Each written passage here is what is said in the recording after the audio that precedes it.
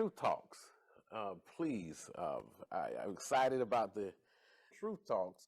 They are addressing true fellowship and what it means, what true fellowship and corporate worship looks like according to the Bible.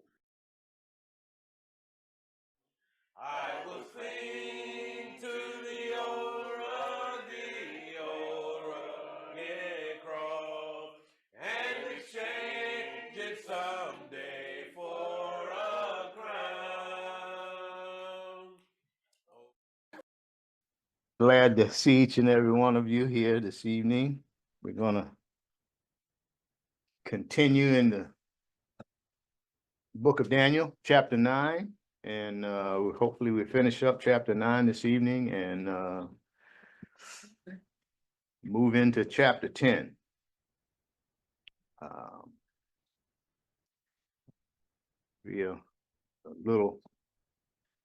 little brief review. I think last week we talked about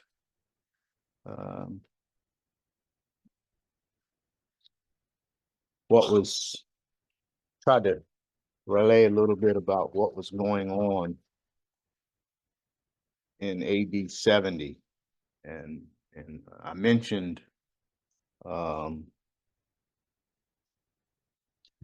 gentleman's name by the name of Flavius. Let me get it right here.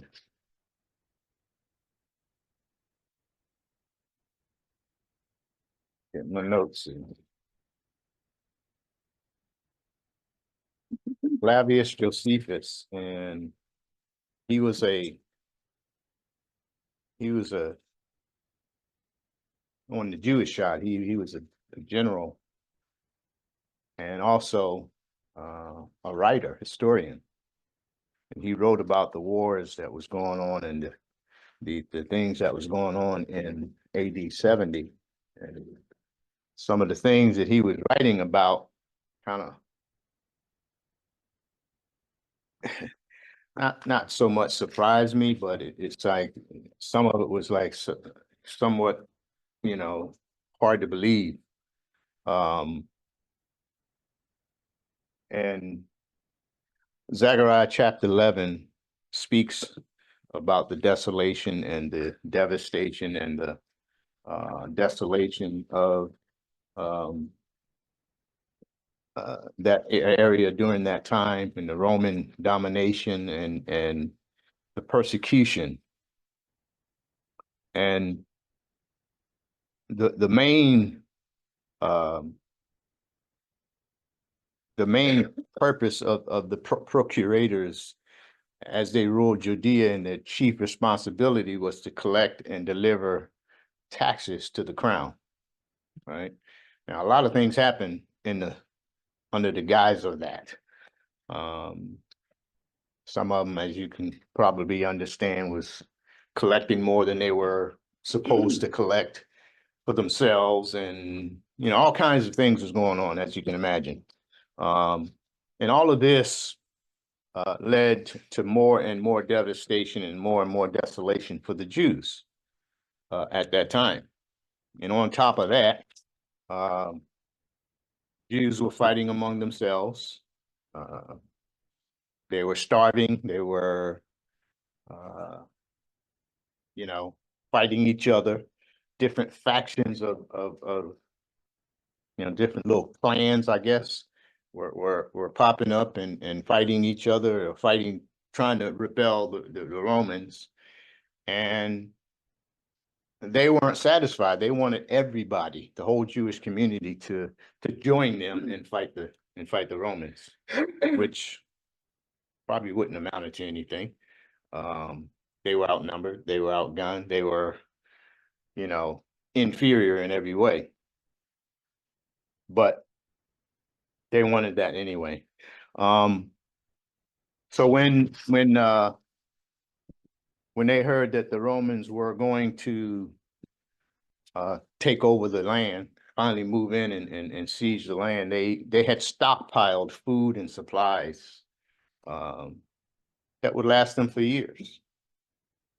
Sort of like any you know, they're inside the wall. We want to stockpile this stuff so we won't have to go outside the wall. We can sustain ourselves here. But some of their own people, some of these factions destroyed the stockpile. So you can imagine what that was like. It's like cut off your nose to spite your face, or however that saying goes. That's what it is. Your nose to spite your face. And that's what all of that was going on in 70 AD. The Romans were greatly persecuting them. They were persecuting each other. All this was going on in 70 AD as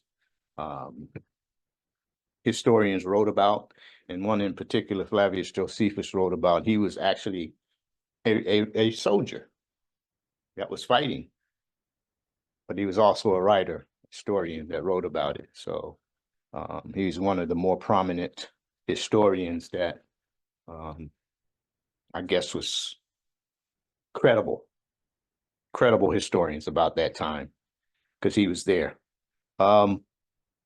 We talked about that. We talked about some of the other atrocities. One thing that I didn't point out, and this was very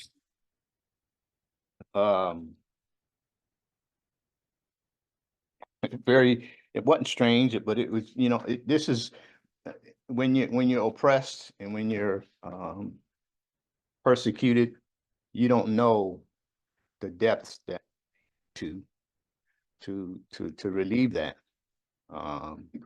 You don't know what you might do or say, or in this particular case, they had nothing to eat. So imagine what they were, anything they could get their hands on, they were trying to eat.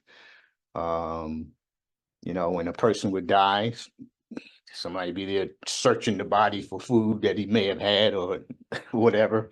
That's how bad it was in 70 AD. And there was talk of he wrote of a woman. He says she was of royalty, Jewish royalty, or well off. The guards would go into her house on a daily basis to eat, to take whatever she had. And it got to the point to where, I mean, it happened so frequently, she had pretty much nothing else to give. And I'm gonna read a little bit of what he wrote. Kind of took me aback, but this is what he wrote. He wrote about a woman named Mary Sumwell that fled to Jerusalem with the multitude and was besieged with them. The Roman guards had taken everything they could from her, her treasures, her food she had saved, and they came to her house every day to see what else they could take. She was very angry with them and reproached them and them to anger, but none of them would take her life. Things got so bad that her passion went beyond the famine itself. One day she took up her son who was feeding at her breast and said, "O miserable infant, for whom shall I preserve thee?" This is talking to her infant son. If the Romans preserve our lives, we will be slaves. This famine will destroy us before the slavery comes. Yet are these seditions roads more terrible than both the others. She saw no way out, no alternative. What worse can happen now? She says, "Come on, be thou my food, and be a fury to those Romans." She killed her son and roasted him and ate half of him.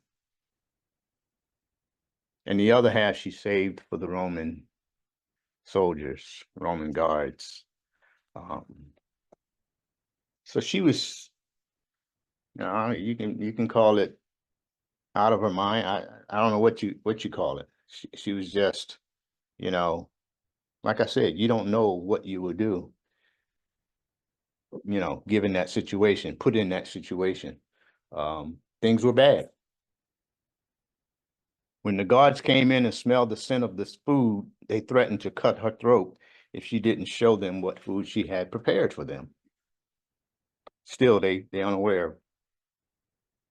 She said, "I have saved a fine portion for you."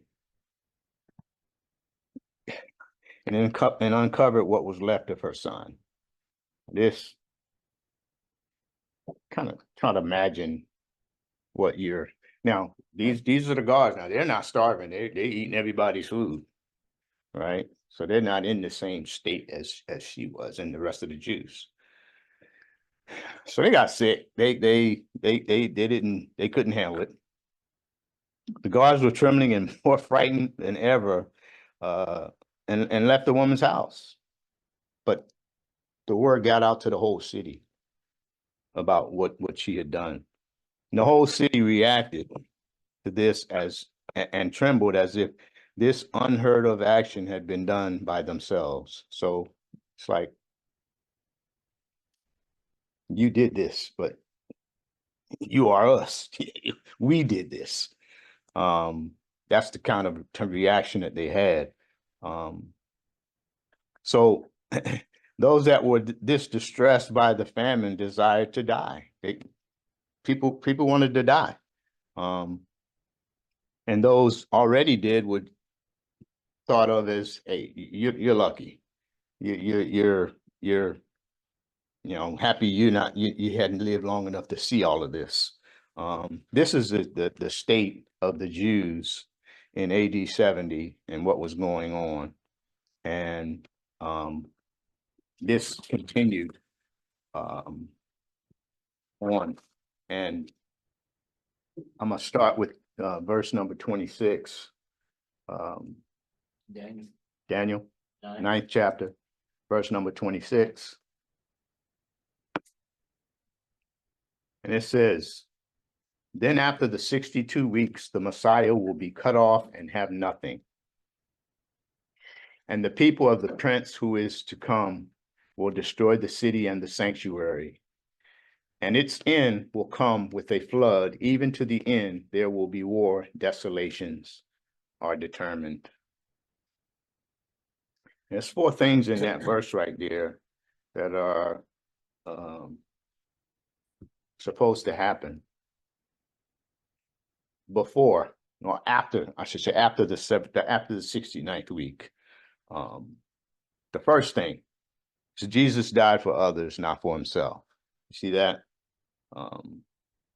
He died so he might bear our sins on the tree. And that's 1 Peter 2nd chapter, 24th verse. And I will read it to you. 1 Peter 1:24. 1 Peter 2:24. And it reads, "And he himself bore our sins in his holy body on the cross, so that we might die to sin and live to righteousness. For by his wounds we were healed."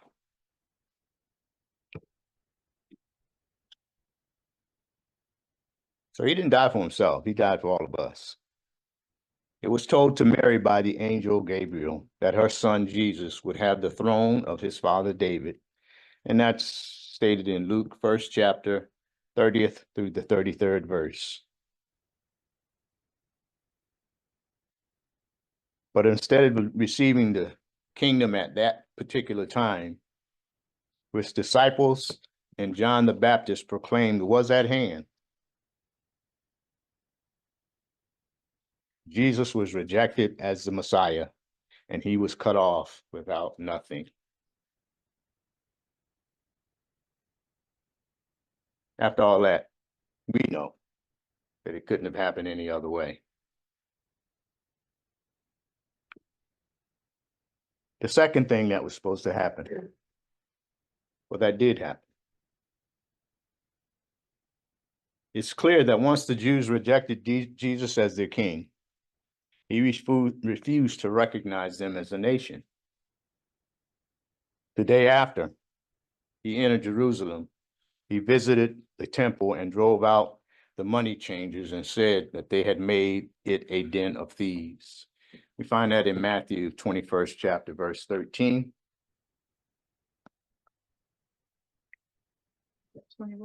21st chapter, verse 13.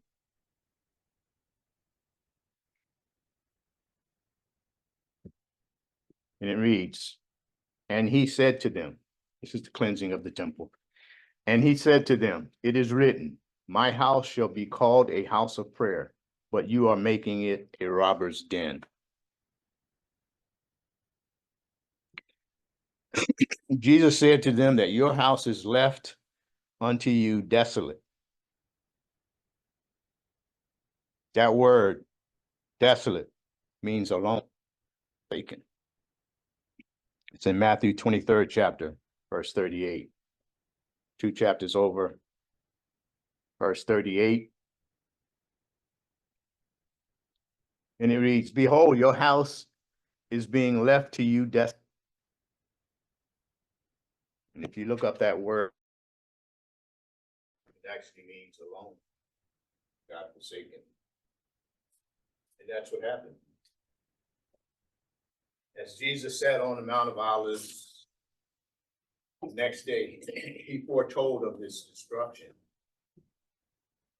saying, they will fall by the edge of the sword and be led away captive unto all nations and trodden down by the Gentiles until the time of the Gentiles.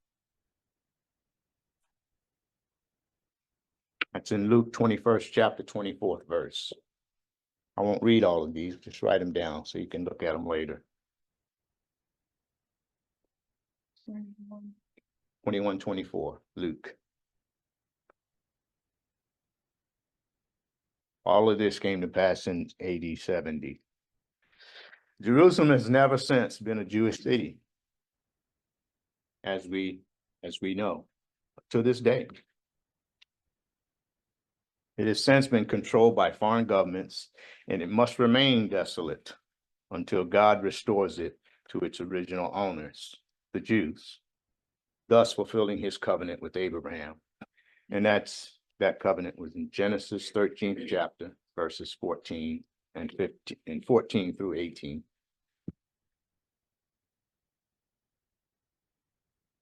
The third thing,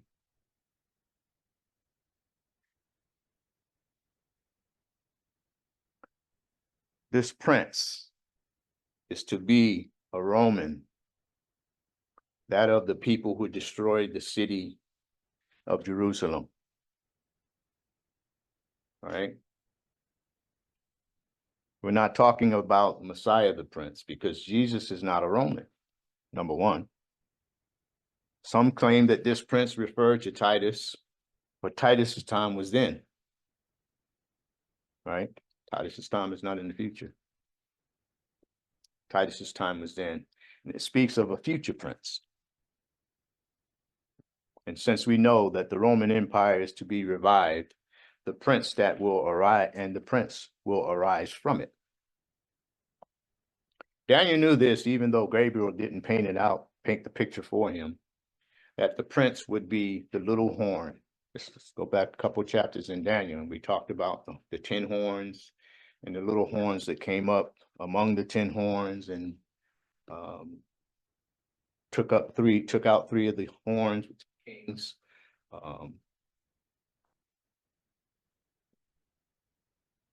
So the little horn would arise from among the 10 horns. And that's in Daniel 7th chapter, 7 through 8, and 23 through 27. I'm gonna go there real quick and refresh our memory on that. Daniel 7 and 8 reads, I'm gonna start again. After this, I kept looking in the night visions, and behold, a fourth beast, dreadful and terrifying and extremely strong, and it had large iron teeth. It devoured and crushed and trampled down the remainder with its feet. And it was different from all the beasts that were before it, and it had 10 horns. In verse 23, same chapter,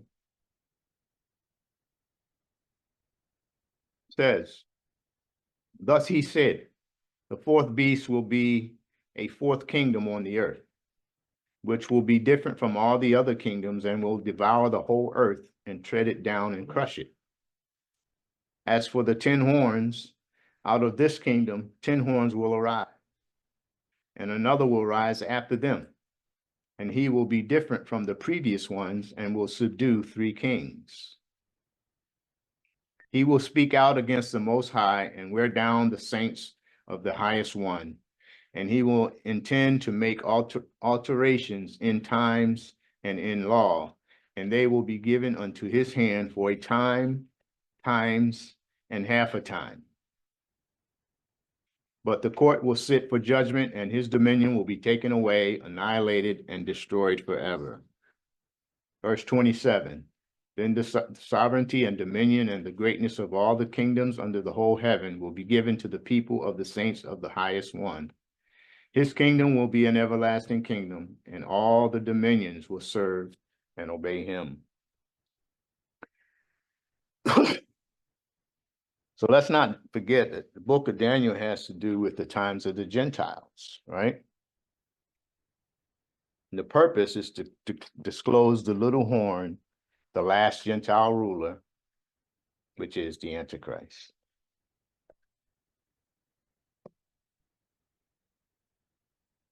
Now, the fourth thing in verse 26. The land of Palestine as described in Deuteronomy 8, 7, and 9. And I want to go there and read that because very important. The land as described. As described in Deuteronomy. Give you an eye picture, a good idea of what Deuteronomy 8, verses 7 through 9.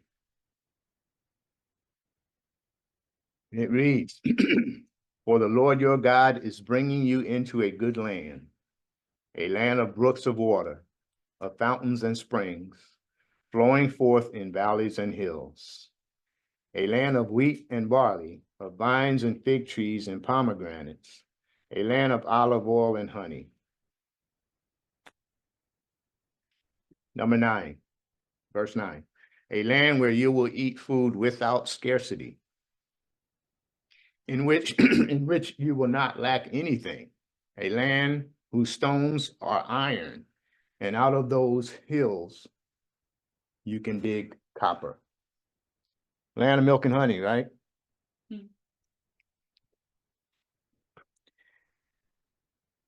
And he said that that would continue as long as the children of Israel kept its Sabbaths.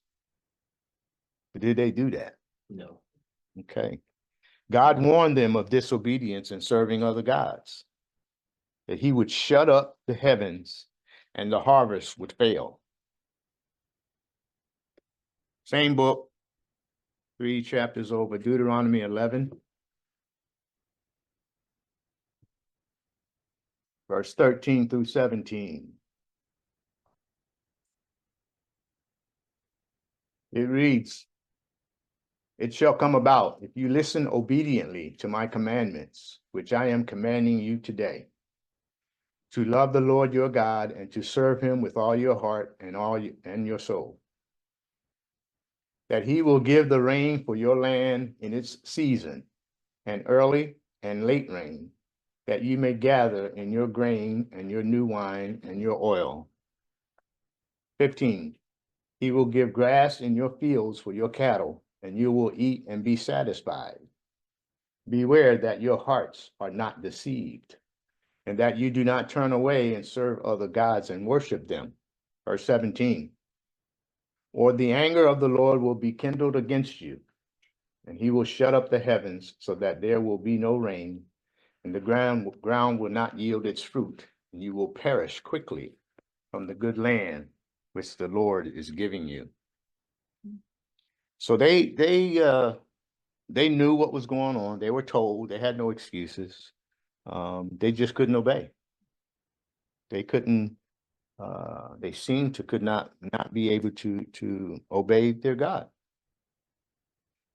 And that resulted in devastation. Palestine today has the same fertile soil that it had in the old days. I checked. I didn't go over there, but I checked intellectually. Okay. Okay. I've been there before. I know you have. And I know what it's like right now. Okay. But it lacks rain and irrigation. That's what it's desert, it's dry, it's hot. It doesn't enjoy the harvest that it did back in the old days because of their disobedience. Two of the essential things that's needed to produce bounty harvest, rain and irrigation. This desolation will continue as foretold in verse 26 until the millennium. Okay? So he said the land is fertile. It just needs water, Water and irrigation. irrigation. It's God. But what God would give. But because of the disobedience, which they have been doing ever since they left Egypt, right? Mhm, They had been a disobedient group of people. mhm. But this time, because they didn't let the Sabbath do the Sabbath, they're gonna be taken away. Okay? You also said that when the Messiah's cut off, we understand that when he's crucified, Mhm, okay? mhm. And then it said that, and the people, the prince who is to come.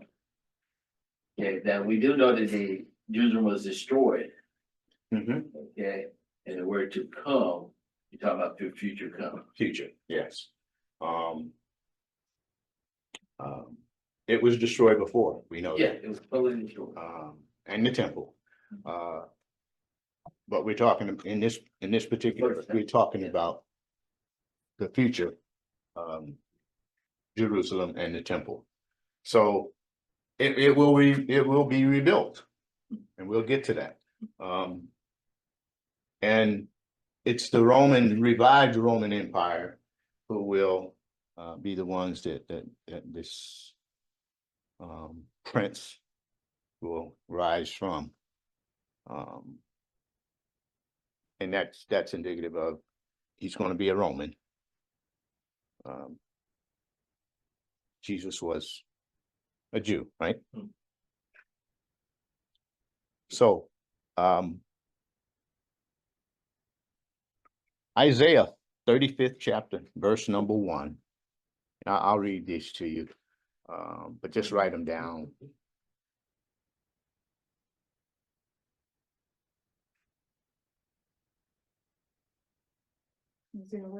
Isaiah 35th chapter, The 35th chapter, verse number 1. It speaks of Zion's happy future. You're talking millennium now, right? The wilderness and the desert will be glad and shall rejoice and blossom as a rose. That's what Isaiah 35, number 1, verse 1 says. In Isaiah 55, verse 13,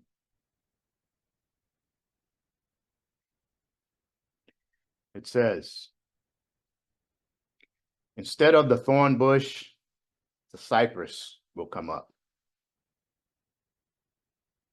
And instead of the nettle, the myrtle will come up. And it will be a memorial to the Lord for an everlasting sign which will not be cut off. We're talking different than what we see today, right? Which we saw after AD 70 and up until this point. And I said previously that it will be this way until the millennium. Yes. You keep mentioning this word millennium. Mhm. Who would be there? At what stage in time would it be?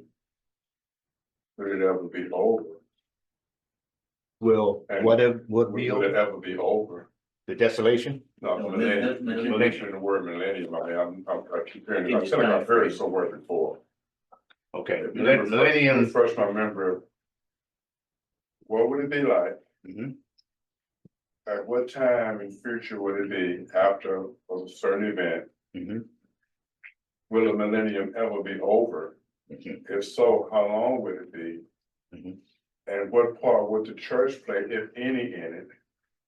You know, Okay. or will there be any unsaved people in the millennium? You know, what is the characteristics of this? Yeah. I'm just trying to envision, you use this word here, I just can't wrap my mind around it. Just need to go and understand it. All right. I didn't mean to put your word. No. I should have did this earlier if I was. But I'll write a quick little diagram. Diagram here real quick as to the 70 weeks, right? Which the millennial will come after the 70 weeks. So you have the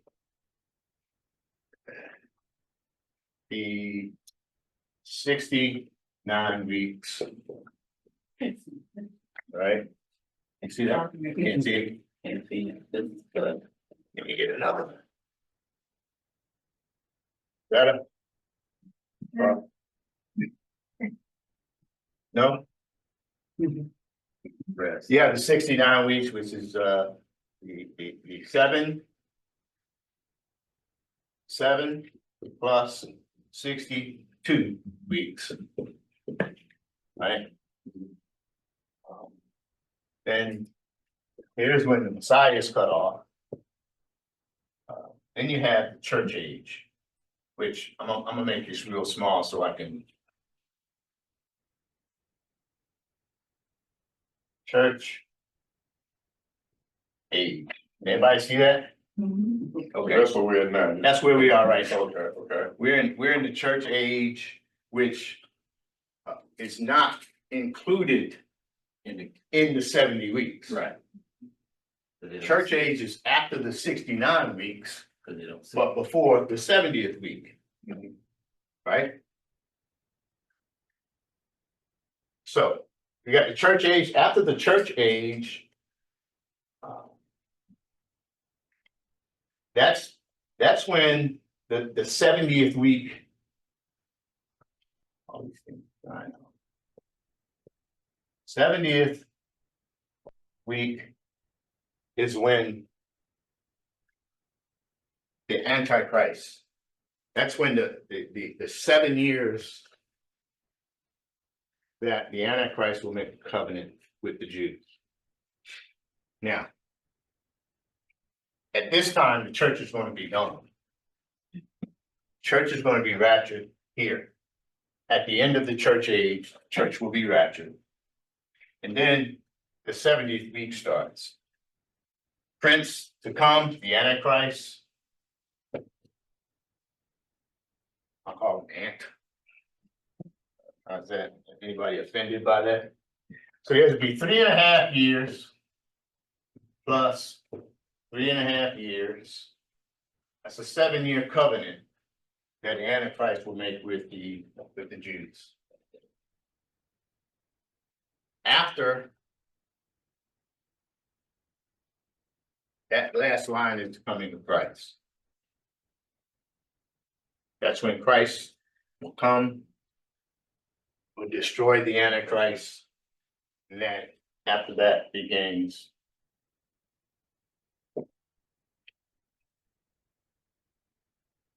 I'm writing that down instead of crossways.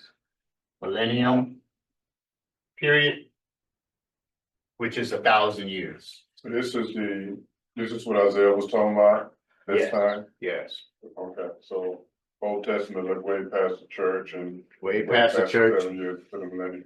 Church is gone. Then you got the 7-year tribulation. So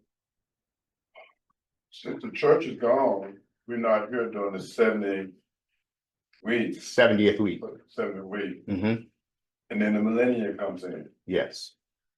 So where is all these people, the church, the Old Testament saints, people that was in the tribulation? Where is all these people now that the millennium is coming in? Rapture, Well, the church will be raptured the believers. and the believers will be with Christ. I think one of the passages says we will judge along with Christ. We will share in that, right? The millennial, the people. Let me go. There will be people alive during the 70th week. There will be that'll move into the millennium, right? There'll be believers, and then there'll be non-believers that will be destroyed when Christ comes back. It's the second coming of Christ. He's going to judge at that point. Those that are believers will be with him. Those that are non-believers will perish. So are you saying the believers in the 7-year tribulation, when Christ come back, they will move over to the millennium? They will be raptured with him. Okay, When the millennium is gonna be, where's the millennium gonna be, on earth or in heaven? It's going to be on earth. Okay, so So, yeah, the believers in the 70th week. Okay, since the millennium is right after the 70th week, and it's gonna be on earth, the believers in the millennium. The believers in the tribulation, will they go over into the tribulation, or will they go over into the millennium? millennium, yes. Okay. What about the non-believers in the 70th week, when the millennium comes, where do they go? They're going to be Where destroyed. they going to the millennium? That's what that, they won't. No. Okay, they won't.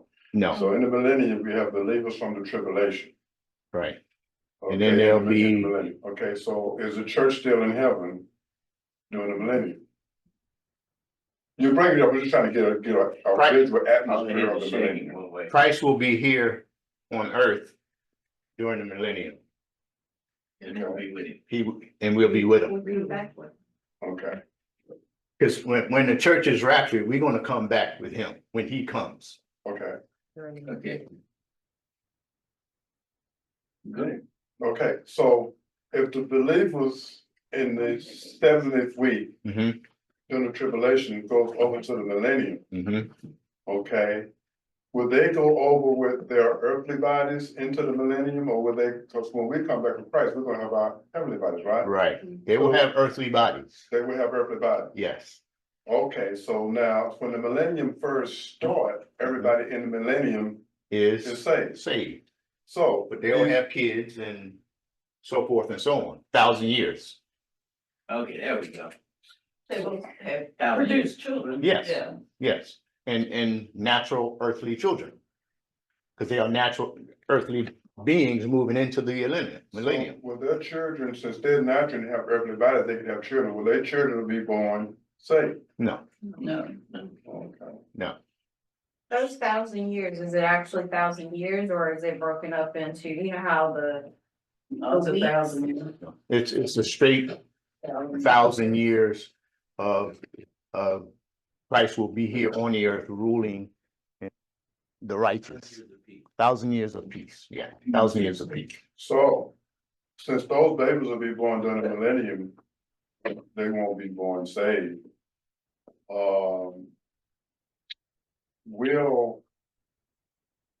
Will anybody be saved in the millennium?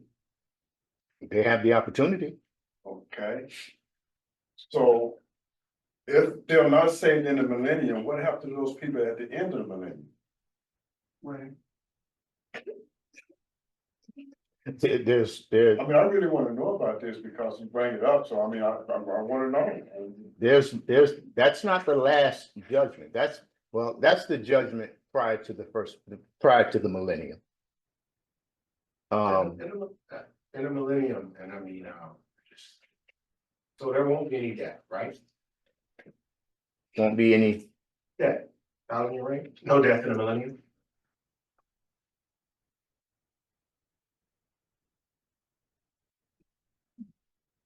You see why this is important? Yeah. Because if you use this word, okay, if we don't know what questions to ask, so I'm just trying to flush it out, okay? The scripture says that one died 100, they died as a child Right, in the millennium. So yeah, that, so somebody dies, they do that. okay, so life is gonna be extended a lot Longer. more longer than what it is now. Yeah. And so if there's gonna be dying in the millennium, now that brings another question. What caliber of people will die? will they And be we're all saved when they caliber. die? Huh? Will they be saved when they die, or? No? What caliber of people, which means we came back with Christ, will we be able to die? No, Or would it just be the people that rolled over from the tribulation be able to die? just the people who roll, we will be in our heavenly bodies when we come back with Okay. Christ. So we'll never die. We won't die. So if we won't die because Christ sustained our life, here's another question. Since the people roll over from the 70th week to the millennium, then so they still need food and water Yes, and medical to live, right? just like we do now. Okay, so if we come back with Christ and we have a different type bodies, then will we need food, water and No. medical? We are sustained. Our heavenly bodies won't need those things that we need now. Okay, When do the millennium saints get their heavenly body? that's a good question. That's another lesson. Outstanding grade. That's another lesson. That's a question that we I'll have. answer all these questions Yeah. in the next lesson. No, But- answer now. But yeah. But I'll get as far as I can right now. We will have our heavenly bodies when the church is raptured. We will never leave food, water, anything else again. We will come- Will we be able to consume it anyway? Yeah, you can, that's it. We can do what we want. As far as don't say that. Don't say that. Well, To eat that, I mean. we won't have the same mind that we have now. So it's not like we want to rebel against God. We'll be with him. So when I say we can do what we want, I mean within, Wanted to eat, we could eat. If you don't, we won't need to. That's what I'm Don't saying. need to. And whereas the saints that move into the millennium from the tribulation period, they do still need to eat. substance. They need substance. They need substance and they because they'll have bodies just like we have now. Still be earthly. They'll still be earthly. They're still, So there you know, and I'm always one to use my imagination. This is like I asked Christians, you said they all had earthly bodies. You're talking about a transitioning over, people coming from heaven with Christ to the earth. And then people actually obtaining salvation right there saying, hey, we see Christ. We see it. Why wouldn't they get a new heavenly body if they're accepting Christ? And this is the thing, like when you say millennium, it makes me think of questions. And then the comments that everybody's thinking, why wouldn't those people that when we transition over to the millennium and we're here, just like everyone here was once one way, but now we believe in Christ, that's gonna stop in the millennium? Salvation is gonna change Salvation's from. not gonna stop. What I'm saying is, it's not gonna change. These people who are alive and accept Christ, Christ is there right now. And if Yeah. he's gonna lie, he can change them right there. That's when we talk about the millennium, how in depth these questions could get. And I think that's the. remember, at the end of the millennium, Satan will be released again, right? So Why is he gonna be released? why is he gonna be released? What's the main reason why he gonna be released? Next lesson. To fulfill prophecy. You say, To yeah. fulfill prophecy, yes, but next lesson. Okay, the point I'm getting at, this is for all of us, Yeah. okay? I was talking to a pastor today, and he mentioned like always, he mentioned regeneration. Mhm. I said, I don't know what that is, man, explain it to me, because it's, you said, now, that's no slight issue. But if we bring up a massive subject like millennium, Mhm. okay? Now, I wanna know as a person, that's the first time I heard that word. This is not a drive-by shooting word. It has a lot of detail that the Old Testament points to. Yeah. When they don't point to the church. So if it's gonna be 1,000 years, it can't be a passive. That means a lot is gonna be going on in there. Yeah. Okay, that we need to be looking forward to, because our hope lies in that, okay? And we should be able to minister for encouragement to the saints. Yeah. Especially when, say, at a funeral, comforting a family when one who was a saint passed away. Mhm. We talking about you'll see him again when? Yeah. You see what I'm saying? Yeah. You know, Yeah. if you say, Yeah, you'll see him, again, when am I gonna see him again? When everything consummated, am I gonna see him again before everything consummated? Yeah, you'll see him again on this earth. Mhm. And that's the time they're saying, how are we gonna enjoy each other? You know, people always say, when I get to heaven, I'm gonna talk to Paul, I'm gonna talk to Moses. Another question, will the Old Testament saints be in the millennium? You see, I just keep topping these questions out, you know, so when we mention this, I know tonight you wasn't teaching on that. Yeah, I But was, when you mention millennium, we as the church should not look at it as a drive-by word. Yeah. It's a word that we should, as we travel, we should pause and want to park the car and look at the scenery. Yeah. You know, so. so now, what I'm gonna do next week, I'll talk about the specifics of the millennium. And the, when Satan is released after the 1,000 years, I'll go over that. But for this purposes here, I'm finishing up verse number 27 on, verse 26 on Daniel, and I didn't prepare to talk specifically about the millennium. Okay, I know you didn't, I just wanted to, since we mentioned it, just, you know. Yeah, we'll go over that. We'll go over that, exactly what's gonna be happening and the role of And the The next saints. chapter may not lend to it, but. It doesn't. We need to, yeah, it doesn't. So I'll do that before I get into chapter 10. okay. But yeah, that's the vision of the 70 weeks. And that's what I kind of limited my study to so far. But we'll talk about those things next week.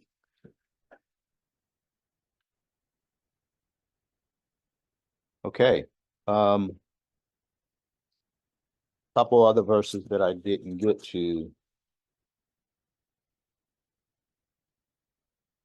But those are the four things that I mentioned that was prophesied in verse number 26 to occur after the 69th week, two of which already happened.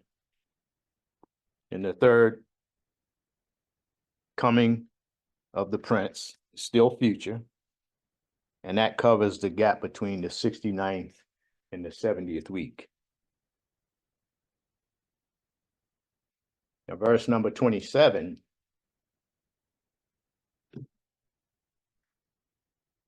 is the 70th week.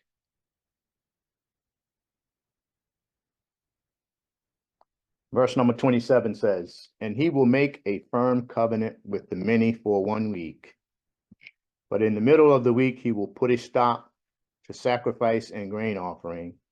And on the wing of abominations will come one who makes desolate, even until a complete destruction. One that is decreed is poured out on the one who makes desolate.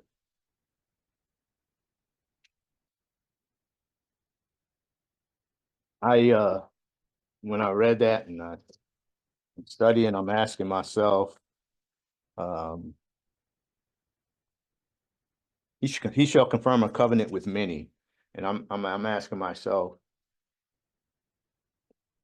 why not all? He doesn't speak of making that covenant with all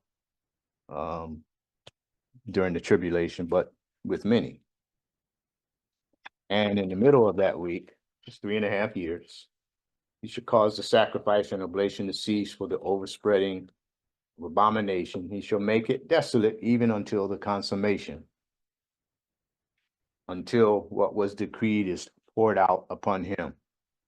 That just means until Christ destroys him. He's going to keep doing what he's doing until Christ come back and destroys him. We cannot be talking about Christ because we know that he is the everlasting covenant, right? And it's not to be broken. But this covenant here, and that's stated in Hebrews 13th chapter, verse number 20. But this covenant will be broken at the end of 3.5 years. Therefore, the he in that verse must be referring to the prince that will come, which is the Antichrist. We know from other passages that the Jews are to be gathered back to their own land and become a nation again. Let's go to Jeremiah, verse 30.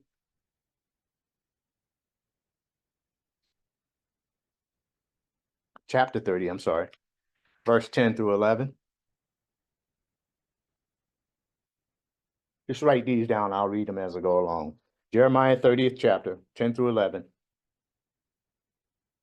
Jeremiah 16th chapter, 14 and 15.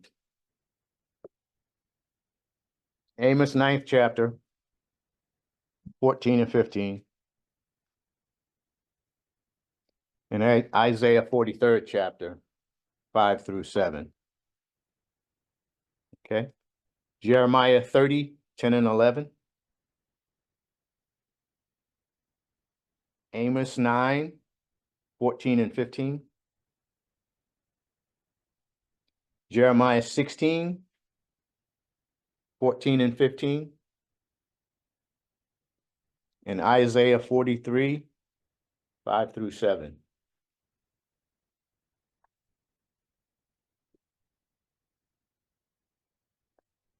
The first one, Jeremiah 30, and I'll read them 10 through 11, says, "Fear not, O Jacob, my servant, declares the Lord. And do not be dismayed, O Israel, for behold, I will save you from afar, and your offspring from the land of their captivity. And Jacob will return and will be quiet and at ease, and no one will make him afraid." Speaks of the gathering back of the Jews to their land to become a nation again. Jeremiah 16.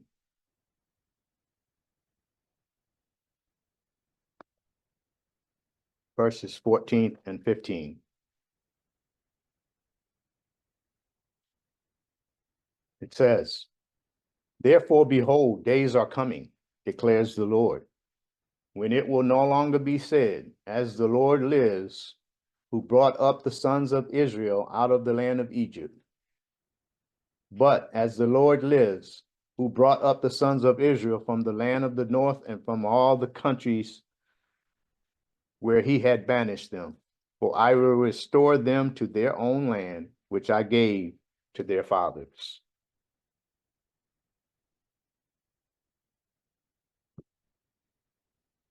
Let's go to Amos 9th chapter, verse 14 and 15. You don't have to go there, but I'm going to read it to you. It reads, "Also I will restore the captivity of my people Israel, and they will rebuild the ruined cities and live in them. They will also plant vineyards and drink their wine, and make gardens and eat their fruit. I will also plant them on their land, and they will not again be rooted out from their land, which I have given them, says the Lord your God." And the last one, Isaiah 43rd chapter, verses 5 through 7. And it reads, "Do not fear, for I am with you. I will bring your offspring from the east and gather you from the west. I will say to the north, give them up, and to the south, do not hold them back. Bring my sons from afar, and my daughters from the ends of the earth. Everyone who is called by my name, and whom I have created for my glory, whom I have formed, even whom I have made." Those four scriptures speaks of returning of the Jews back to Palestine, their own land, to become a nation again.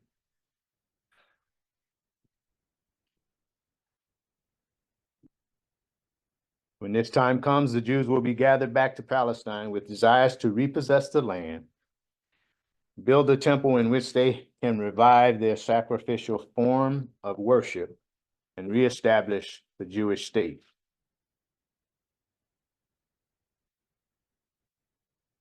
As we know now, and since that time, it's been ruled by everyone except the Jews.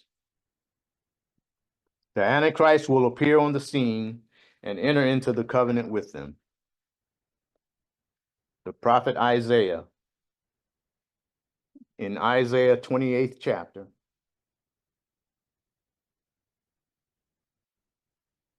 verses 15 and 18, calls this covenant a covenant with death and an agreement with hell. I'll read it to you. Isaiah 28:15. "Because you have said, we have made a covenant with death, and with Sheol we have made a pact.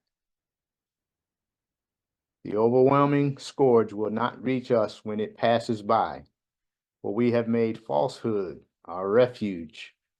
We have concealed ourselves with deception." In verse 18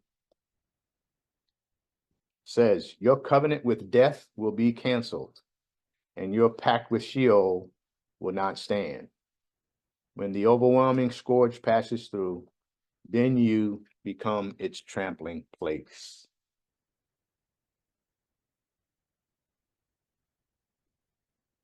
Talking about the tribulation there, right? At midweek, the Antichrist will cause the sacrifice and oblation, abomination of desolation, to stand in the holy place of the rebuilt temple. Let's go to Matthew chapter 14 and read verse 15. Verse what? 15. Verse 15. I said Matthew, what did I say? Chapter, 14. I'm sorry, 24. Sorry, 24. 24th chapter. And we're going to read verse 15.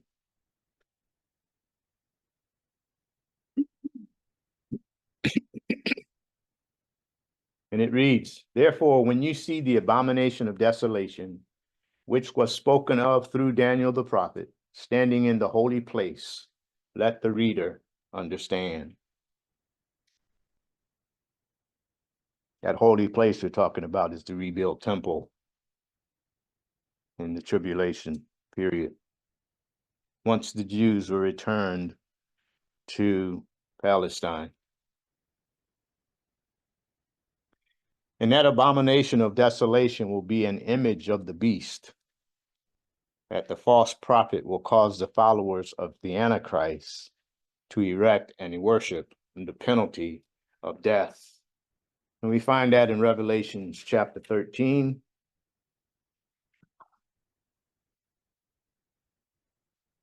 Verses 14 and 15. Glad you mentioned Revelation. Okay. Did you, that's my book? Mm-hmm. Yeah. Now,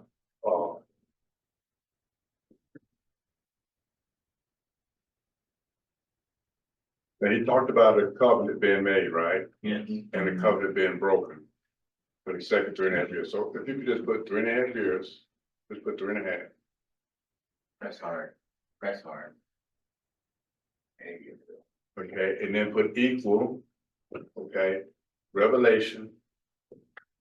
Chapter 5.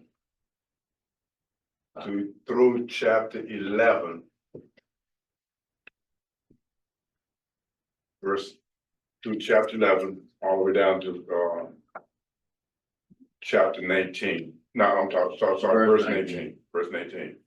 So when we look at the first 3.5 years, okay, if we want to know what's going to be happening, you know, after the church is going the first 3.5 years, it teaches you what's going to be happening in Revelation chapter 5, okay, to chapter 11 to verse 18. So while Eric's teaching this, right?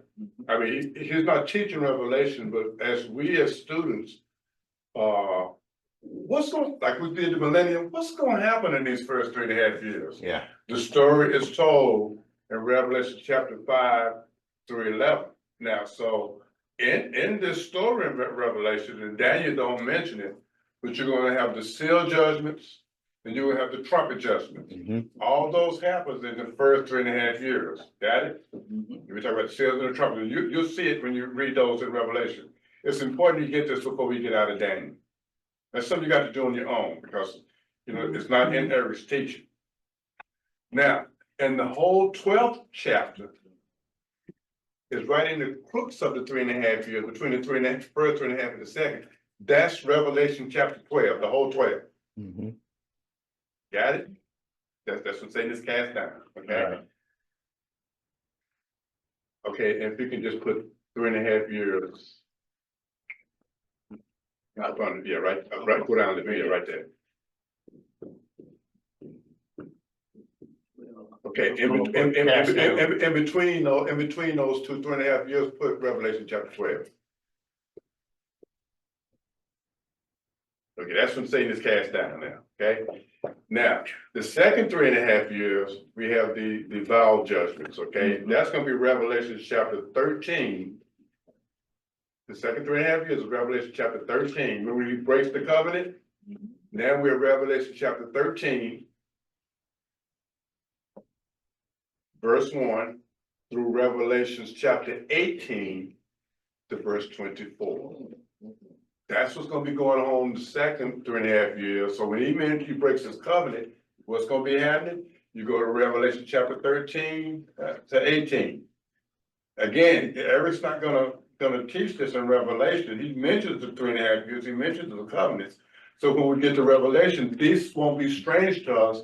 This when we read these chapters, this is what Daniel was talking about, but Daniel didn't give us the details of the seals and the trumpets and the bowl judgments. But it's encapsulated in Daniel, but Daniel doesn't give the details. Okay. Now, we're gonna learn also that the 144,000 they talk about after the church is gone don't come during the first 3.5 years. They come during the second 3.5 years. You see what I'm saying? That's important because a lot of people think it's gonna happen as soon as the church is gone.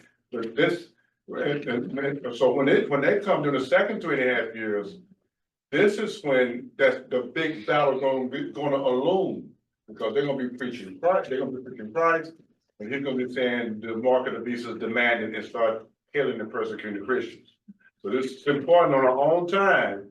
You know, even after we get out of Daniel, if you haven't read it, go back and read these chapters, because it's gonna make sense as we read Jeremiah, we read Zechariah, we read Ezekiel, and we read Isaiah. It's gonna make sense. And then when we get to Revelation, kind of like we're falling through Daniel now, we'll get it. Okay? All right, good. You mentioned 144,000. Remember a little bit ago I said he made a covenant with some and not all. Okay, there's two groups, 144,000. Let's go to 1 Kings chapter 9, verse 18. No, that's not it. The 144,000 we're talking about is in Revelation 7:2-10. And Seven. yeah, Revelation 7.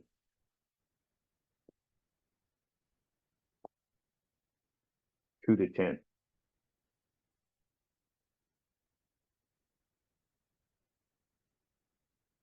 Yeah, they're in the first part, Right. the first part. Yeah. Yeah, the first part of the tribulation. So though, that's part of the sum that I was talking about, not all.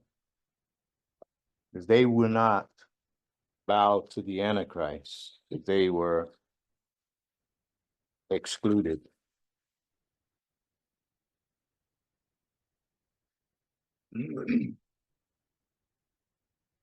And y'all can That would be in the first 2.5 years, Mario.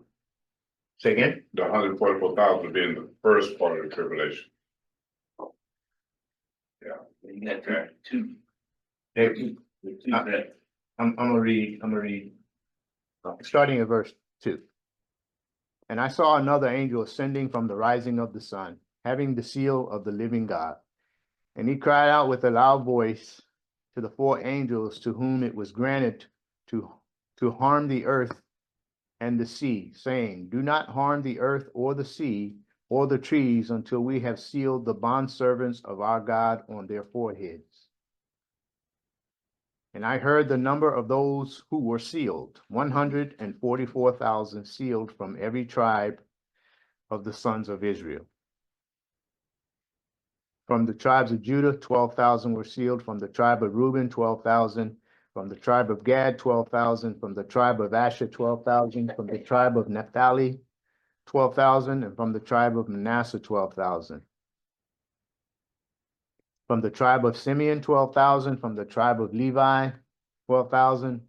From the tribe of Issachar, 12,000. From the tribe of Zebulun, 12,000. And from the tribe of Joseph, 12,000. From the tribe of Benjamin, 12,000 were sealed. 144,000. 144.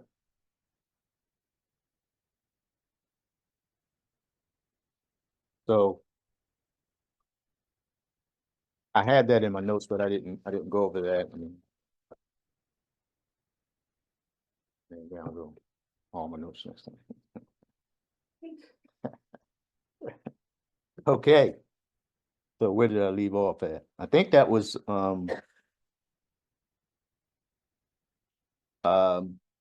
back to Revelations 13, 14, and 15.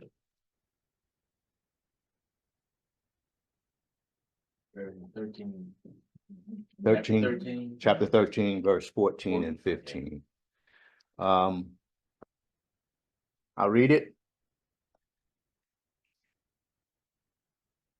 And he deceives those who will dwell on the earth because of the signs which it was given him to perform in the presence of the beast, telling those who dwell on the earth to make an image to the beast who had the wound of the sword and has come to life.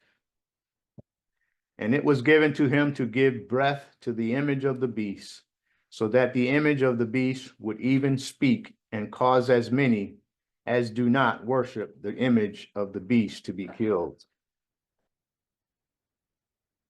So this is during the millennium, right? This, say again? The chapter says what?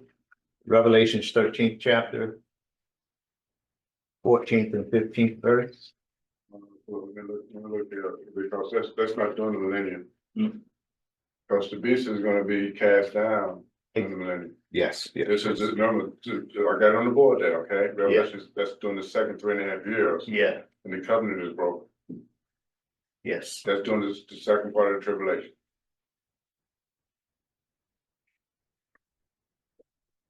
Millennium would be in Revelations 20, right? Yeah, it'd be later on. Yeah, the millennium is after this. It's After. Mhm. After the, Yeah, okay.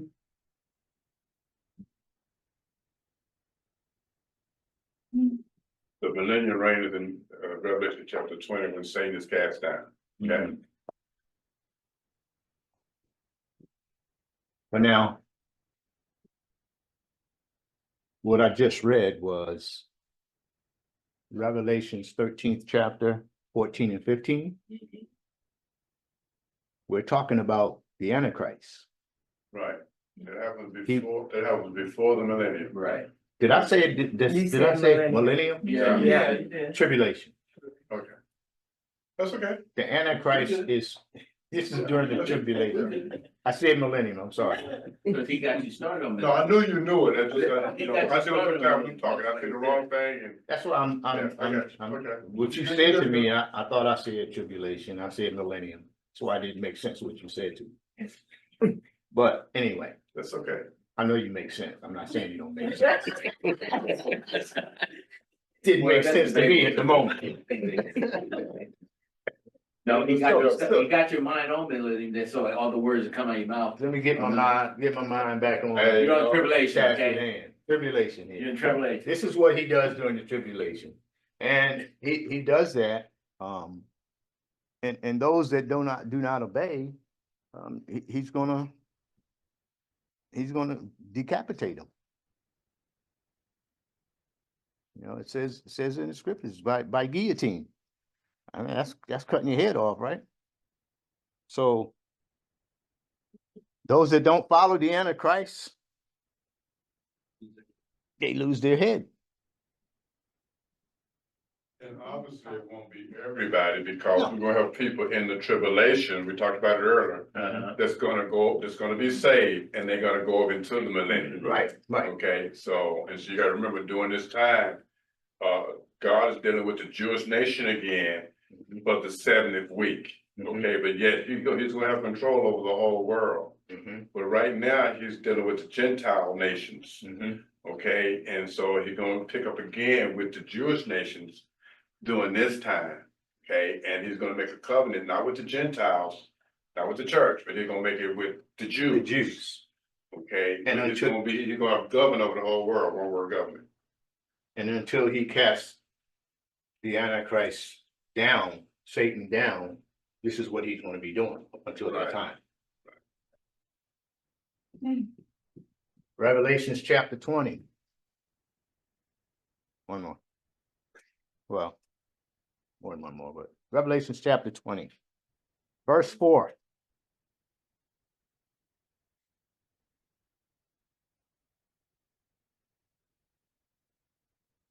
Then I saw the thrones, and they sat down on them, and judgment was given to them. And I saw the souls of those who had been beheaded because of their testimony of Jesus and because of the word of God.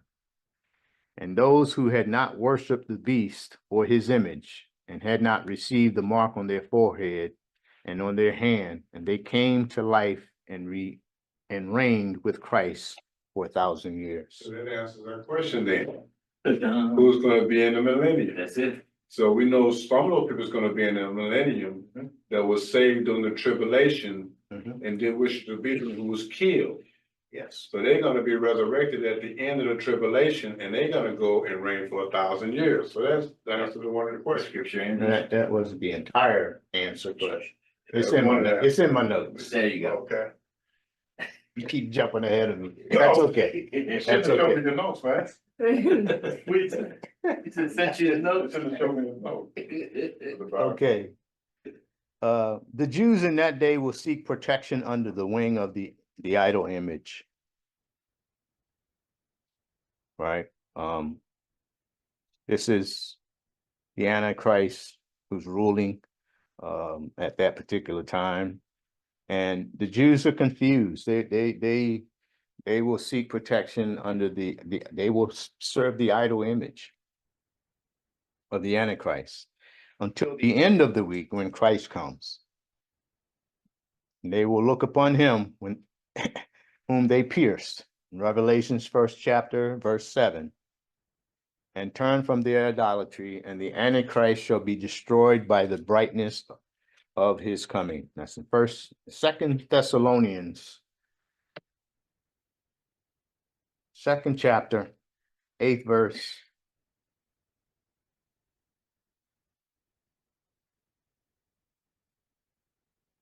And it reads, Then that lawless one, Antichrist, will be revealed, whom the Lord shall slay with the breath of his mouth and bring to an end by the appearance of his coming. Also, in Revelations chapter 19, verse number 20.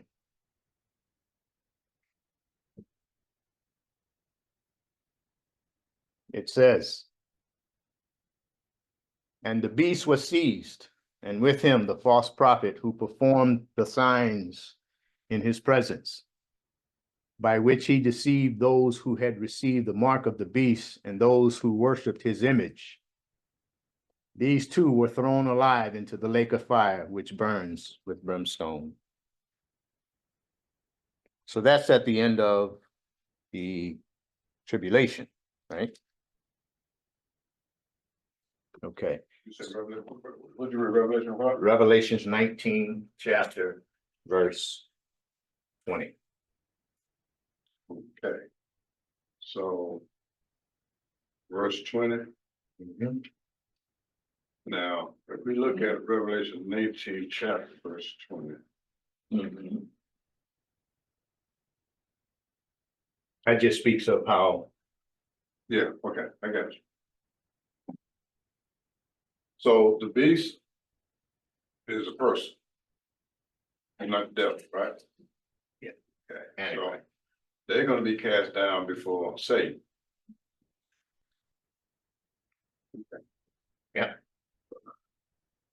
and the false prophet. So these are the ones that's influenced by Satan. Yes. Like we're influenced by the Spirit of God, they're gonna Right. be influenced. Right. Okay. One more scripture I have for you, and then we end this tonight. Jeremiah 31st chapter.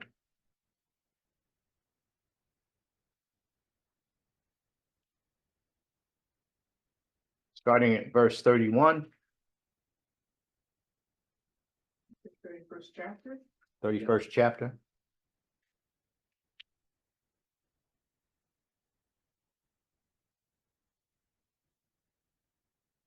Verses 31 through 34.